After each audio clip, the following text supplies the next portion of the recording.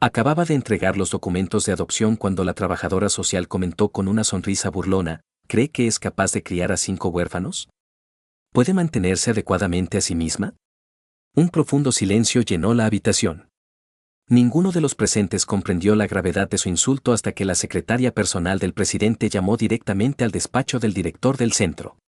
¿Quién era esta mujer y qué acciones habían llevado a una nación entera a bajar la cabeza en profunda gratitud? María López contemplaba los papeles de adopción con mirada cansada.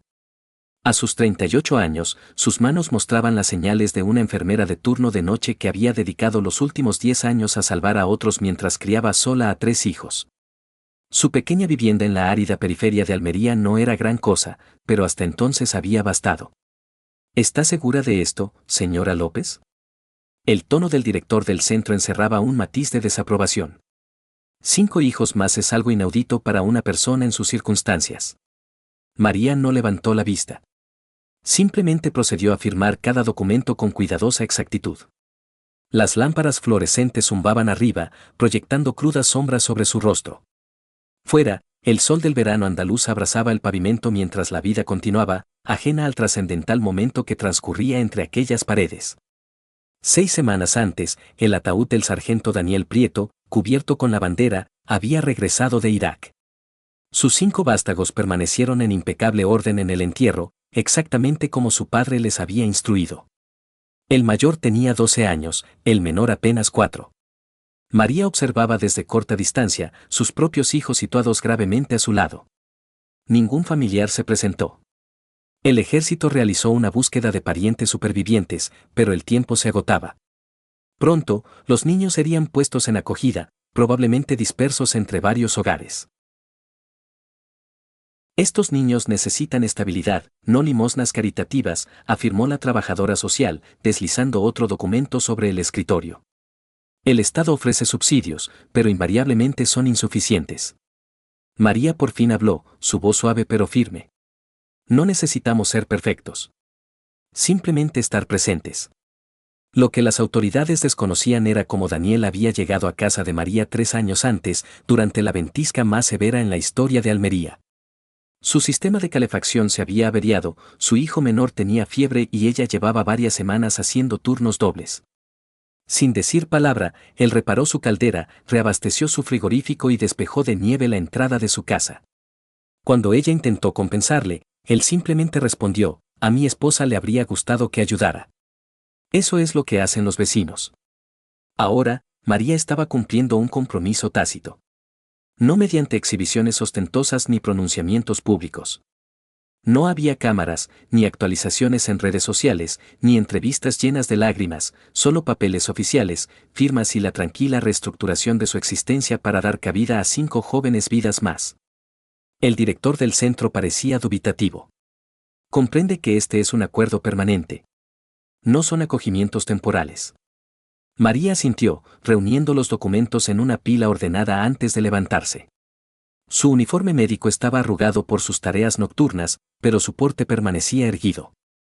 A través de la ventana, podía observar a los hijos de Daniel esperándola en la zona de juegos, sus pertenencias guardadas en diversas bolsas de lona. Comprendo lo que es permanente, afirmó. Al igual que su padre. Mientras se dirigía hacia la salida, la trabajadora social le gritó: ¿cómo piensa usted manejar todo esto sola? María no se giró. Simplemente hizo una pausa, con la mano en el pomo de la puerta. Ciertas responsabilidades no están destinadas a ser asumidas en solitario. Sin embargo, alguien debe estar preparado para dar el primer paso. María guardaba una pequeña caja de madera debajo de su cama. Dentro había una carta doblada que nunca había enviado a su hermano menor. Carlos, un infante de marina que no había regresado de su tercera misión una década antes. Junto a ella había otra carta, esta de Daniel Prieto, redactada 3 días antes de su última misión. Si algo me ocurriera, decía con letra meticulosa, asegúrate de que no se queden solos. Eres la única persona en quien confío para esto, María. Tú entiendes lo que significa perseverar. El vínculo entre María y el sargento Prieto se extendía más allá de la solicitud vecinal. Compartían el lazo invisible del duelo que solo las familias militares pueden comprender verdaderamente.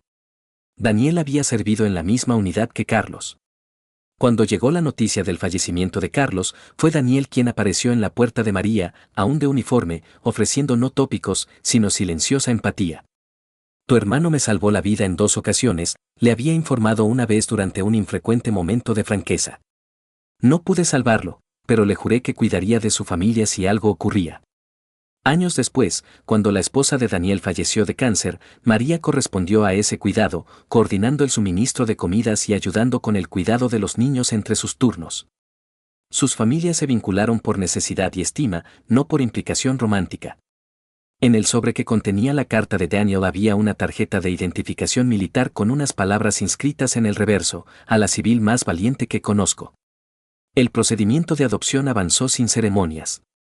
María transformó su sala de estar en un dormitorio, aceptó turnos adicionales y reconfiguró toda su vida en torno a 8 niños.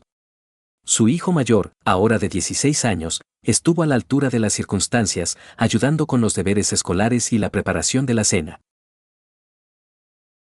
Su hija mediana organizó una colecta de ropa en el colegio. Su hijo menor acogió a sus nuevos hermanos con la bienvenida incondicional que solo los niños pueden ofrecer.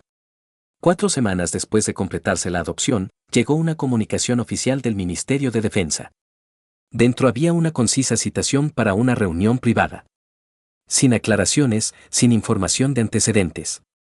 María supuso que se relacionaba con los derechos de Daniel o quizás un error administrativo. Lo que no podía haber sabido era que el oficial al mando de Daniel había proporcionado un informe completo de su pasado conectado al programa presidencial de reconocimiento a familias militares. Su historia había llegado al Palacio de la Moncloa durante una sesión informativa habitual. La reunión tuvo lugar en una instalación militar cercana, aislada de los medios de comunicación o la vista del público. María acudió con su mejor atuendo, el mismo que había llevado al funeral de Carlos. Anticipaba tratar con funcionarios civiles y documentos oficiales. En cambio, fue conducida a una sala donde el presidente del gobierno la esperaba. Señora López, dijo el presidente, ofreciéndole la mano. Deseaba conocer a la mujer que personifica los principios que pretendemos fomentar. María permaneció inmóvil, insegura del protocolo o de lo que se esperaba.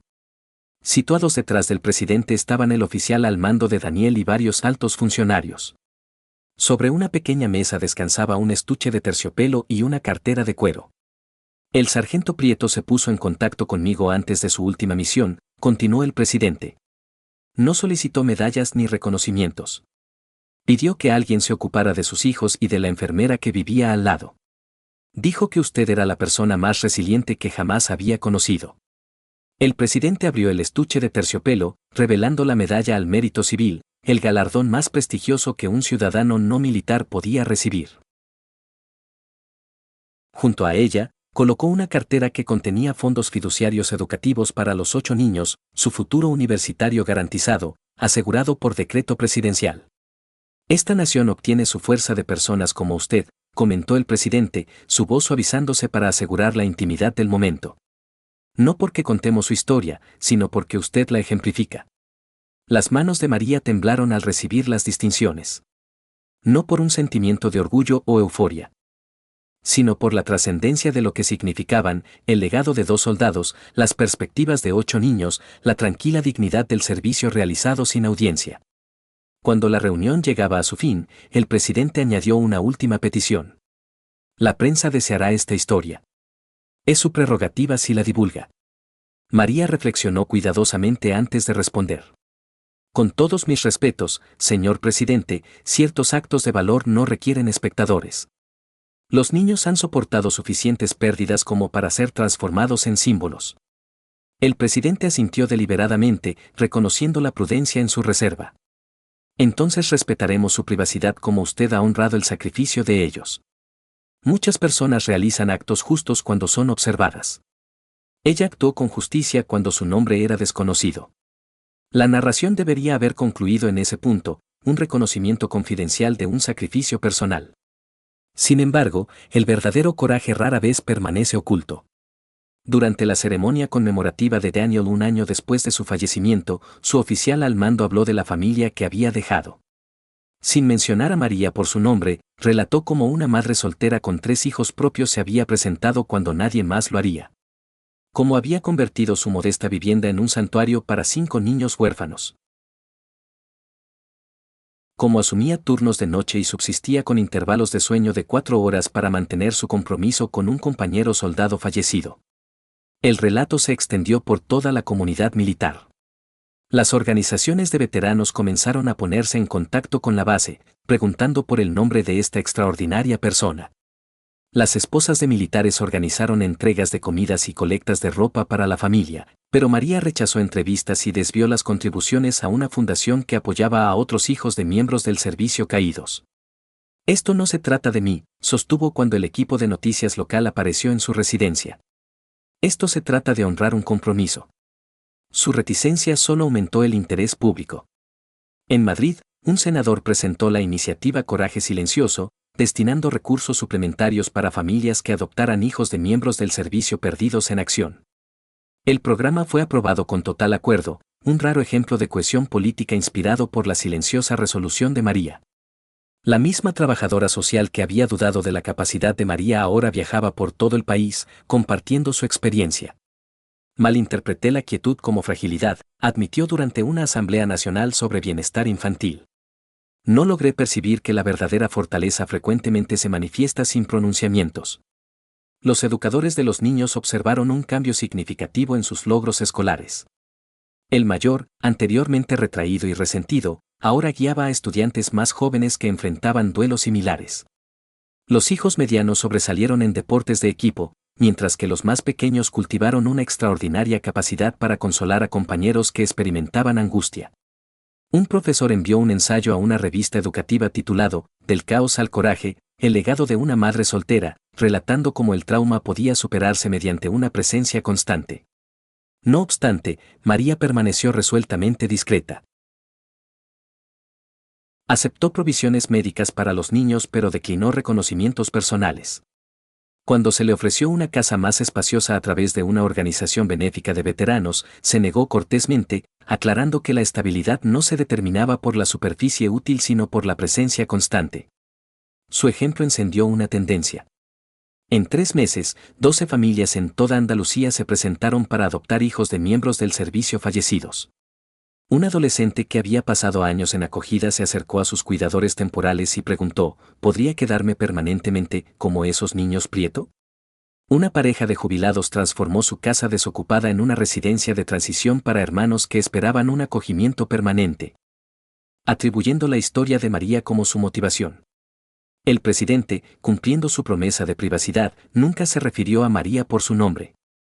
Sin embargo, durante un discurso del Día de las Fuerzas Armadas, habló de ciudadanos comunes que realizaban notables actos de dedicación sin ninguna expectativa de reconocimiento.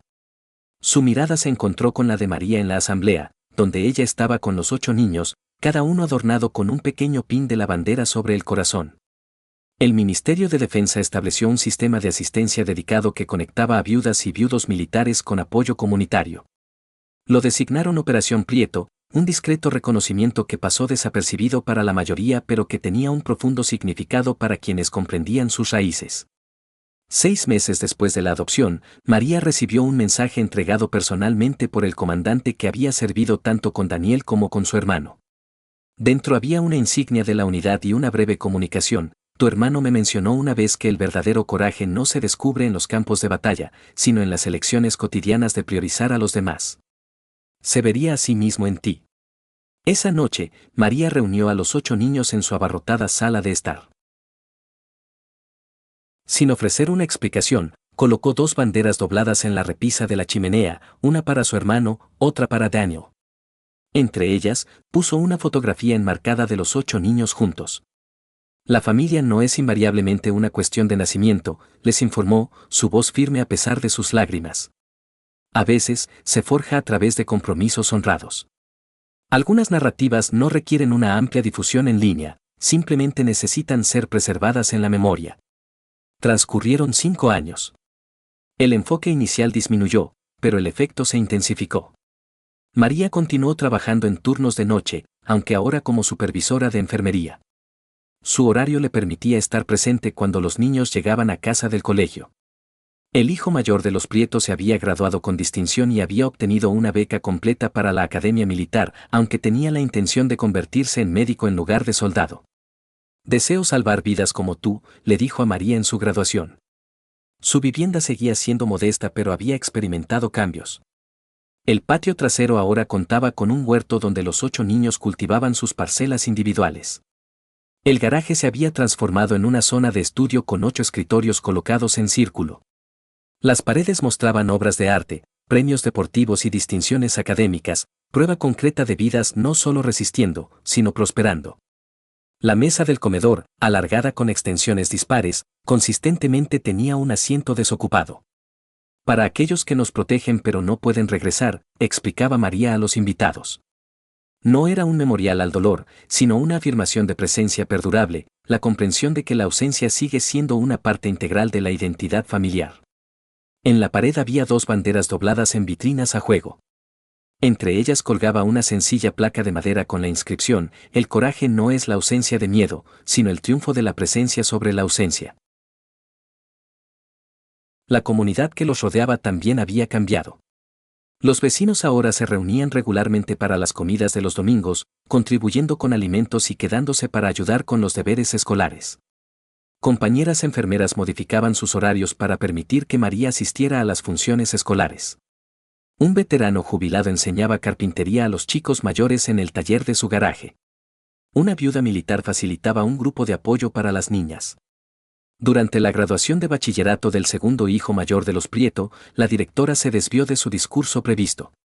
En nuestra comunidad, afirmó, mirando directamente a María en la audiencia, hemos observado algo extraordinario. Ella no solo adoptó niños. Adoptó la responsabilidad. Y la ha asumido con más capacidad de la que la mayoría de nosotros jamás podría.